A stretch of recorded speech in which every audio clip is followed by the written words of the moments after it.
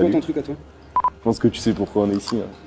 On organise des petites soirées de temps en temps, plutôt dubstep, drum and bass, mais à la base on a commencé en faisant un petit peu de tout, on va dire. On voulait essayer de faire en sorte que tout le monde puisse se reconnaître dans nos soirées, donc on a commencé à faire des line-up progressifs, et puis ça marchait bien, mais au final on s'est rendu compte que les gens venaient assez tard, et au final c'était la basse musique qui les attirait, et nous c'est ce qu'on kiffe le plus, donc on a vite fait notre choix. C'est parti comment tu t'es dit tiens je vais organiser des soirées dubstep drum and bass? J'ai un pote qui est au Danemark, enfin c'est un de nos potes à tous là. Lui, il organise des soirées depuis un petit moment là-bas. C'est pas le même délire que ce qu'on fait, mais il kiffe ça et il m'a transmis cette passion. Ça avait l'air d'être ouf et ça l'est, en effet. Première soirée, c'est parti en couille?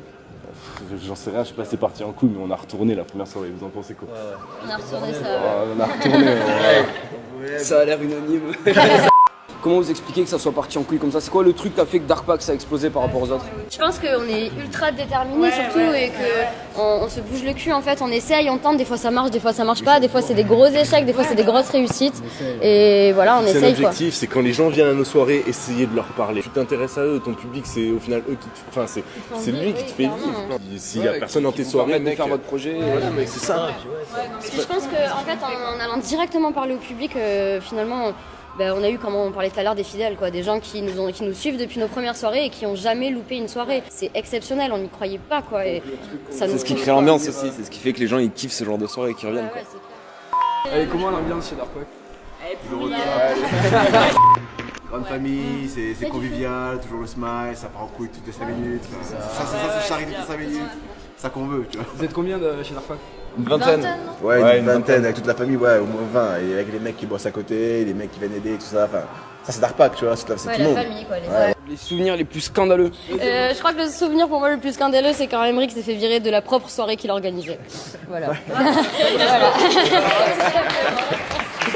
On était dans une salle de la ville qu'on ne citera pas, le son était pas assez fort, le public gueulait et chaque fois je passais derrière la table du mec qui gérait le son et j'augmentais le son en scred. Sauf qu'il m'a gaulé et c'était le patron de l'endroit, donc il m'a viré. Et t'as pas pu rentrer après à ta Si, propre ouais, soirée? c'est rentré mais au bout de 2 heures quoi. T'as passé 2 heures éjecté de ta soirée. Les personnes qui vous ont tendu la main? Ouais, il y en a eu plein. Ouais, il y en a Heureusement, c'est grâce ouais, à tous ces gens-là qu'on est là d'ailleurs. Euh, Il y a eu, Les salles? ouais, c'est ce que j'allais dire, j'allais commencer par le Bohème en fait, c'est le premier bar qui nous a tendu la main.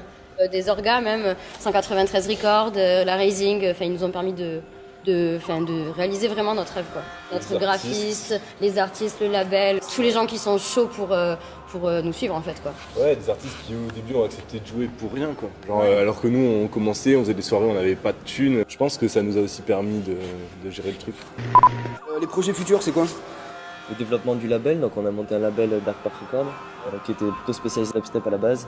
On va essayer de monter sur le mouvement drum and bass aussi, essayer de ramener des artistes internationaux, des artistes connus à l'échelle nationale aussi. Tu vois, il y a vraiment deux pans dans ce qu'on fait. Il y a le label qui tourne bien et il y a aussi les soirées. Les soirées, bon, c'est le kiff de tout le monde. Le label, c'est plus compliqué de le faire décoller. On va demander à Joe Ford de te filer une track pour ton prochain EP, mec. Ouais, Tu vas voir. C'est son objectif, On a des rêves aussi, tu vois. Imagine, genre, faire venir Excision à Toulouse ou des gars comme ça, des mecs qui pèsent. Ton point de vue sur l'assaut, t'es arrivé quand? Tu fais quoi dedans? Comment ça se passe? Je m'occupe de tout ce qui est sponsor, partenariat, relations presse. Moi je suis arrivé en cours de route, je fais un coup de main pour l'orga, quand on va voir les salles, parler avec les proprios, voir comment ça peut se passer, etc. Void One, donc je suis producteur et DJ. Emmerich à la création de l'assaut qui est venu me chercher en me disant mec je kiffe ton son et On aimerait vraiment faire kiffer le public toujours et faire des trucs peut-être de plus en plus gros. On a des salles qu'on vise, peut-être qu'un jour on arrivera à y poser des trucs. Rien, on a le temps, ça fait qu'1 an et demi qu'on est dans le jeu au final. On verra bien ce que ça donne.